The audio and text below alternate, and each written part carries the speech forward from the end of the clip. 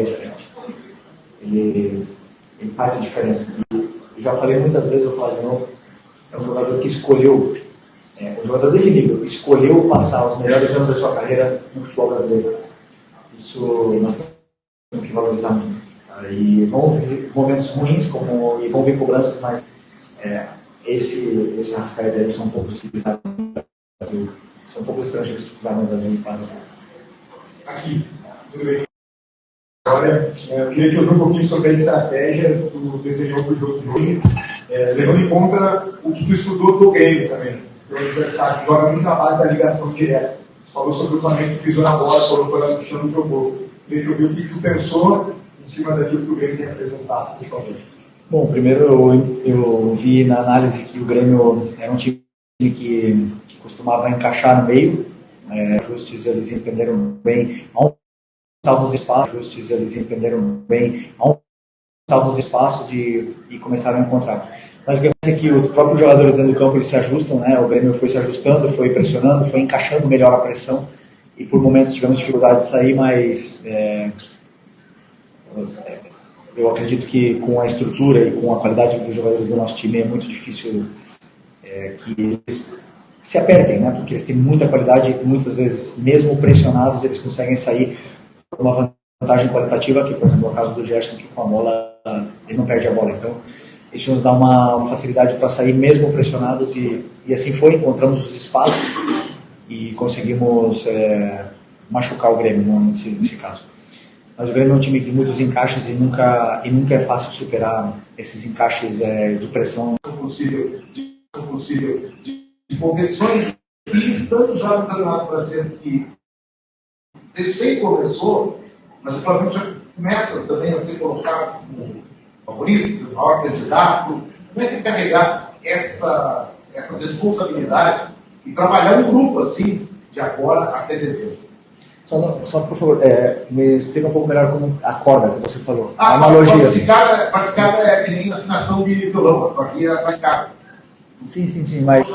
E o Flamengo, como fazer com que isso seja mantido ou, em determinados momentos, saber administrar essa... para que questão física, questão de grupo, mas se administra o grupo de agora até dezembro para tirar o máximo de competições possíveis. Ok, primeiro o clube, nos últimos anos, se reestruturou de uma forma que nos possibilita ter jogadores importantes para poder brigar pelas competições. Isso não significa ganhar as competições, significa poder disputar. Né? Na parte de cima da tabela, com o elenco que tem, o Flamengo, você pode oferecer para os jogadores que queiram vir para o Flamengo a possibilidade de disputar os títulos. Né? Depois ganhar ou não é uma coisa do jogo, do esporte, é difícil.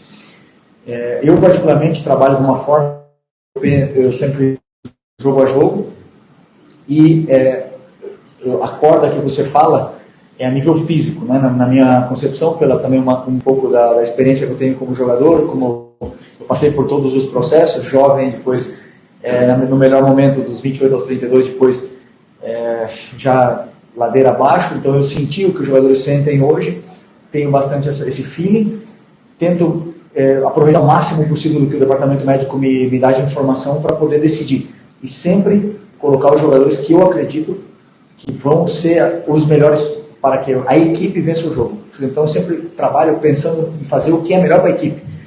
E aí eu não penso em sentimento, em ego, eu não penso em nada disso. E daí eu durmo mais fácil. Né? Porque como eu estou fazendo o que eu sei, o que eu sinto que é melhor para a equipe, eu vou errar, não tenho dúvida que eu vou errar, os jogadores também vão errar, mas meu coração dorme em paz e eles entendem bem isso.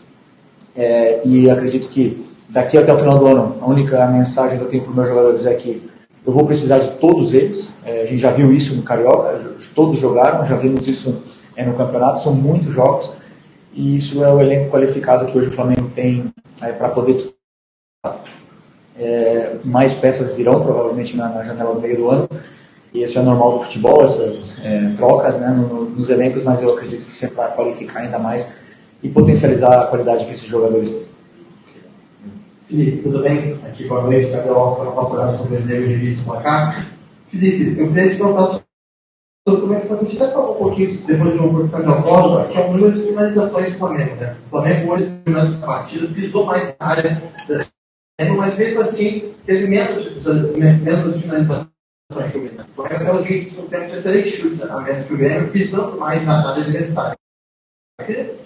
Se incomoda isso de, às vezes, ter menos finalizações do que deveria ter, e que, querendo ou não, em alguma situação, né? Hoje não foi o caso, mas alguma situação pode acabar complicando ainda mais a partida. Obrigado pela resposta.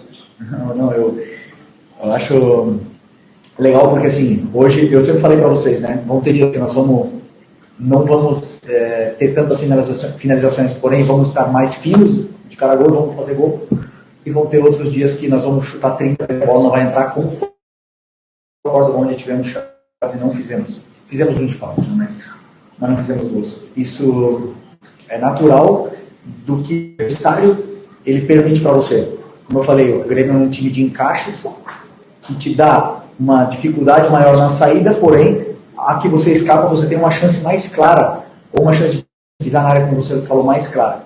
Depois, a finura do jogador ali, o momento de forma dele, isso, cada um passa por momentos diferentes. E aí os números dizem, né? Um jogador como o Arteta tem uns números incríveis e outros não tem tantos números como ele, como o Pedro.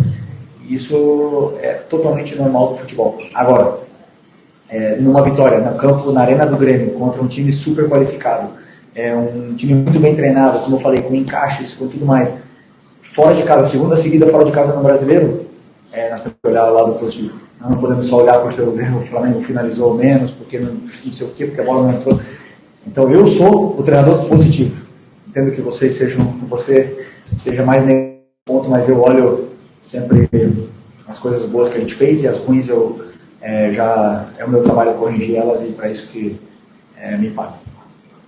Felipe, boa noite, primeiramente, parabéns pela vitória. Gostaria de uma análise sua da partida do Bruno Henrique, né? Falar sobre as possibilidades de ataque que o Flamengo teve. O Bruno Henrique, infelizmente, acabou falhando em 2, 3 oportunidades. E queria também que comentasse sobre a situação do Pedro, que já vê ele pronto e apto para o próximo jogo contra o Juventude do Maracanã. Boa noite. Só estou tentando lembrar as 3 chances do Bruno. Pode me lembrar ela? Teve um passe do Arrascaeta, que ele acaba furando em bola. Teve outro passe, uma jogada pela direita do cruzamento, que ele acabou não chegando a tempo. E também teve uma de pernas tentando driblar o defensor do Grêmio, o Gênero, assim, acabou finalizando da maneira adequada. Bem lembrado. Bruno, ele cumpriu a função à risca. Assim, fez tudo o que eu pedi para ele fazer, em função do que eu achava que a equipe precisava, né? Porque eu sabia que, como eu disse também, o Grêmio é um time de encaixes, então eles iam ter que ser os zagueiros. E aí o Bruno, atacando o espaço, ele é letal, e fez todos os movimentos que eu pedi, ele nos deu muita profundidade. Ele e o Michael nos deram muita profundidade, mesmo o Gerson nos deu muita profundidade, e é um jogador muito importante. Essas chances que você fala, eu não posso ficar ela de uma chance perdida, porque na minha visão não foi o passe não foi ideal para ele, não conseguiu nem finalizar a jogada, né? Então a outra talvez em outro momento ele teria conseguido finalizar, mas é absolutamente normal. E o que eu vejo é o volume de jogo, o que ele cria, o que ele nos dá para a equipe, porque é um jogador que pressiona muito, que se sacrifica muito pela equipe e faz com que a equipe jogue muito melhor, de forma muito mais contundente e dominante dentro do campo ao estar do Bruno Henrique, porque ele nos dá todas as fases defensivas, na jogo aéreo, é um jogador que domina a bola de costas, que sustenta o zagueiro completo e na qual muito importante. E o Pedro, hoje ele está disponível, né? Claro que não está disponível para começar ainda, mas no momento que estava o segundo tempo, que eu acreditava que precisava que a gente estava com espaço para contra-atacar, e não estávamos mais conseguindo pressionar o Grêmio, então era o momento de ataque ao espaço. Então optei pelo Juninho, mas o Pedro está sim disponível para ter minutos O zagueiro pela direita do Grêmio. Para ali o Flamengo apostou bastante no jogo, o Arrascaeta mais ali, o Michael também. Essa foi uma percepção tua antes do jogo, de explorar essas costas da defesa do Grêmio e ter esse zagueiro saltando. eu não vi os gols ainda, então eu não consigo, desculpa, eu não consigo. Eu só lembro que o Arrascaeta driblou o goleiro no primeiro, e no segundo foi uma saída de bola pela lateral, né? Eles fizeram uma saída, uma triangulação bonita, e o Arrascaeta conseguiu escapar e conseguiu finalizar. Mas claro que um dos pontos que a gente pede sempre é que exista o ataque ao espaço, porque para mim o time mais difícil de marcar é o time que ataca o espaço o tempo todo, e isso o Bruno, o Michael, o Gerson, o próprio Arrascaeta faz, e incomoda muito, mas com certeza tem preparação nesse estudo. Sim. Boa noite, Felipe. Parabéns, sou a Vitória. Felipe, é um técnico jovem, né? Está aí se tratando dos maiores clubes do Brasil e sempre se posiciona muito bem, né? Eu admiro isso. Tu acabou praticamente, né, sair do campo ontem, né, para assumir aí o ser treinador do Flamengo. E eu acredito que eu vou fazer uma pergunta um pouco extra-campo para ti, tá? A gente viu ali que o Grêmio reclamou de uma mão na bola, né, no lance depois que o Flamengo fez gol. E eu penso que se tu estivesse em campo como jogador, capitão, como tu também reclamaria com o Mário se fosse o teu time adversário. Acredito que o VAR ele tem a função também de ajudar o árbitro dentro de campo. E infelizmente a gente não está vendo isso não só no jogo do Grêmio hoje, mas do Palmeiras, semana passada, do Cruzeiro Internacional, e a gente viu que os árbitros também foram afastados desses jogos. Eu te pergunto, a gente está vendo a técnica, o que tu pensa sobre essa crise da arbitragem no Brasil? Eu acho que tem uma solução a curto prazo, até porque esses afastamentos fazem mal no futebol brasileiro. Obrigado pelo elogio e grande pergunta.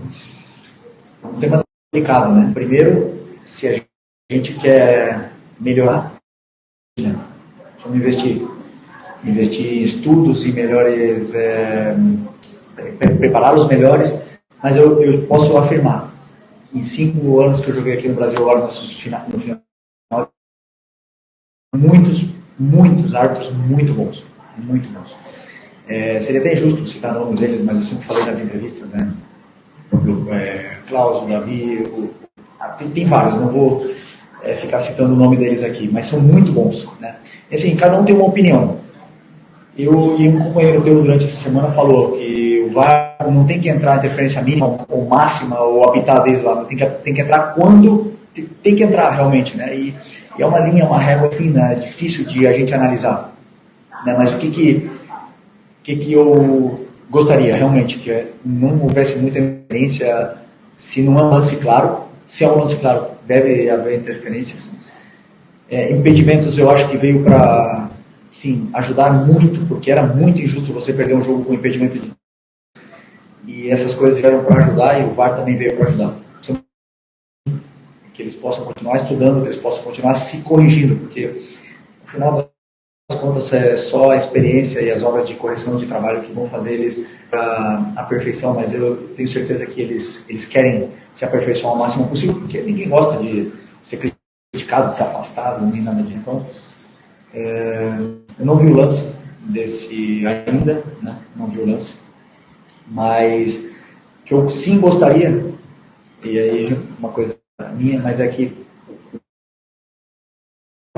para assistir a imagem, que eles não se comunicam, porque eu sinto muitas vezes que influencia na tomada de decisão do árbitro, que ele só vai lá ver as imagens, que mostrem as imagens de todos os ângulos para ele, todos, já que ele vai lá, que sejam ângulos, e aí ele analisa sem a opinião de ninguém, ele, sozinho, e aí ele vai, se ele mantém ou não mantém, isso seria, eu acho que, o ideal, poder melhorar, mas sim, nós temos bons árbitros aqui no Brasil, bons mesmo, de verdade, porque a gente sempre, na Europa e tudo mais, os únicos, para mim, são referências, são na Premier, na Espanha tem o mesmo problema, na Itália tem o mesmo problema, então reclamam muitas vezes de barriga cheia, porque eu tenho certeza que esses árbitros se esforçam muito para poder serem tops.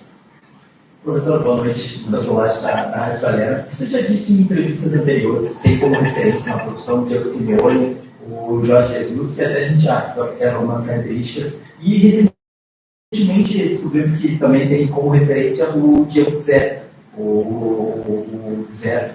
E aí o Flamengo, inclusive, realiza alguns conceitos como atrair para libertar nas costas. E eu queria te perguntar, como você definiria o seu modelo de jogo, tendo essas referências como o Diego Simeone, Jorge Jesus e também o... Grande pergunta. Pergunta para tomar um café, mas não para contar aqui na coletiva o meu modelo, né? Mas eu tentei, junto com o meu auxiliar, criar um modelo, como eu já falei várias vezes, onde a torcida se sentisse identificada e tudo mais, mas principalmente a forma de atacar o que eu mais sofri no campo, né? O que mais me fizeram sofrer no campo. E quem mais me fez sofrer no campo foi o Guardiola. Ele é a referência, ele mudou o futebol e claro que ele nos inspira a todos. Hoje o futebol é muito por ele. E cada treinador jovem vem com ideias e conceitos novos, onde eu pelo menos não tenho vergonha nenhuma de falar que eu copio treinadores de fora, copio treinadores do próprio Brasil, coisas que eu vejo e eu acho interessante, e tentamos copiar e colocar no nosso modelo. Né? Mas o modelo, se eu pudesse resumir, seria pressionar, esse é o primeiro, e depois seria, porque você falou da atração, né?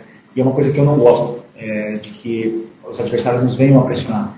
Eu não peço para eles atrair, só que o jogador com tanta qualidade, como o Léo Ortiz, como o Léo Pereira, eles têm a zona de segurança entre eles e o adversário muito pequena, então eles se sentem confortáveis com o adversário perto deles, e isso são características deles, fazem os times, atraem os jogadores para poder liberar os espaços, mas eu não peço realmente isso, porque para eles é a progressão. Então, meu modelo. Felipe, aqui, Gustavo, estou aqui com um belo material de pré-jogo, assessoria do Flamengo para a gente, e aqui aponta que o Felipe continua com apenas 2 derrotas, 22 vitórias, tem menos derrotas, mais títulos do que derrotas. E o jogo Fortaleza e Inter começou agora, está 0-0 ainda. O Flamengo é líder do campeonato. Isso tudo te motiva, te empolga ainda mais. E você diz que normalmente só analisa o próximo adversário. E com relação à tabela, é assim também? Ou tem projeção de tabela? Não olho a tabela. Eu penso sempre que você não controla tabela, né? Então, a única coisa que você controla é o próximo adversário. E o que eu penso nos campeonatos, na ligas, campeonato nacional, como o campeonato brasileiro, que é um campeonato que não tem final, que é de pontos corridos, o começo é importante, né? E os jogadores começaram muito bem, começamos em casa, mas vencendo 2 jogos fora, então temos um bom começo, mas é uma maratona. São muitas coisas pela frente, né? Então, assim, o que você falou dos números, que motiva, o que eu não me iludo, né? Não era o novo Guardiola antes da sequência de sequência invicta, e nem também sou o pior do mundo depois de uma derrota. Então essas coisas eu entendo, porque quando eu escolhi vir para o Flamengo, eu assinei o contrato, estava tendo protesto, estava lá em Madrid e estava tendo protesto, e os torcedores não deixando os jogadores sair no ônibus. Então eu sei para onde eu vim, eu sei o nível de exigência que tem o Flamengo. Eu nunca reclamei disso, porque isso, querendo ou não, me fez crescer, me fez ser melhor, me fez pensar, me fez refletir, e eu convivo bem com isso. Então eu também, quando a gente perde e tem um momento ruim, como foi o outro dia, eu navego nessas águas aí já com mais calma, porque já são muitos momentos bons, mas também muitos, onde eu sei que isso vai acontecer. O que não posso nunca é perder a minha convicção do que eu acredito no futebol, do que é melhor para a equipe, da forma que a equipe tem que fazer para ganhar. Não sempre vamos ganhar. Isso eu falo para o torcedor e falo para os jogadores, e eu não tenho medo de dizer que eu vou errar e vou ser criticado, não tem problema nenhum. Os jogadores também vão errar e também vão ser criticados, mas que eu entendo que a gente vai fazer de tudo para poder vencer e falar dentro do campo, que é o mais importante. Felipe, boa noite. Felipe, você você falou aí, pelo que a gente já conhece do seu trabalho de jogador e treinador, a gente pode afirmar que você é um dos poucos hoje que faz tão bem no Flamengo por tudo que você passou. E pela sua experiência, após perder um jogo de estreia na Libertadores do Maracanã lotado, você sabe que é uma fagulha no palheiro para se criar uma crise. Queria saber como é que você geriu quinta, sexta e ontem para que o time não sentisse aquela derrota de quinta, de quarta, na verdade, a pressão que fosse fazer em torno desse jogo de hoje, chegasse hoje, tivesse a partida com tranquilidade, abrindo o placar já no começo do jogo. Como é que você geriu tudo isso aí? O que você passou para os jogadores desses últimos dias? O primeiro passo é reconhecer o erro, né? Eu reconheci os meus erros para eles e mostrei para eles o porquê perdemos o jogo, o porquê aconteceu aquilo. Porque muitas das vezes o resultado não vem, mas e o caos se instaura na parte externa, o que é normal, porque a gente nunca vai mudar o torcedor do Flamengo, ele é muito passional, ele tem esse amor tão grande pelo Flamengo, porque a gente já falou, os torcedores eles param, eles não comem às vezes para ir assistir um jogo, então a gente já sabe disso, não vamos mudar o torcedor, mas a gente tem que saber o que estamos fazendo. Então o primeiro passo é reconhecer o que a gente fez de errado, reconhecer e assumir os erros. Eu não tenho vergonha nenhuma de dizer, e falei na entrevista depois do jogo, falo de novo, errei em algumas tomadas de decisão naquele jogo e vou errar de novo em outros momentos. Mas reconhecer isso aí nos dá a tranquilidade de que e saber se perdoar para ir para o próximo jogo. Mas aí o fato de eles terem entrado hoje com confiança e não pensar no jogo, isso é por eles, pelo nível dos jogadores que estão no elenco hoje. Porque são jogadores muito grandes que já passaram por momentos difíceis, já conhecem o clube também, já sabem como funciona a vida e conseguem apagar rápido o que aconteceu no jogo para poder vencer o próximo jogo. Então, aí não é meu trabalho, aí é realmente o nível dos jogadores que faz reverter rápido essa situação. Bom, obrigado.